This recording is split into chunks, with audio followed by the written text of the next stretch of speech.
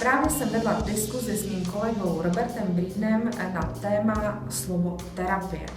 Jeho otázka zněla, co to je epigen terapie, co to je vůbec terapie. A já se ptám, musím já se vůbec odpovídat z toho, co je terapie? Musím já pracovat s tímto slovem, které působí relativně zakázané, protože když se řekne slovo terapie, tak vlastně si říkáme, mám nějaký problém, potřebuju něco vyřešit, potřebuju něco vyléčit.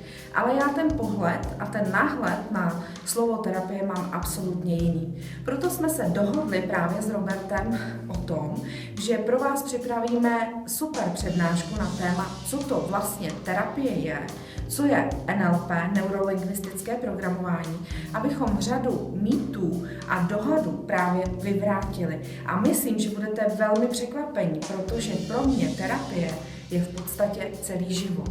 Náš vlastní život je takovou jakousi terapií. A jak to myslím, přijďte se podívat na přednášku, která bude příští úterý a naživo nám tam můžete klást dotazy, které velmi rádi zodpovíme. Velmi rádi budeme diskutovat a velmi rádi přineseme to naše vášnivé obhajování našich metod a technik, které se momentálně unikátně na trhu spojují.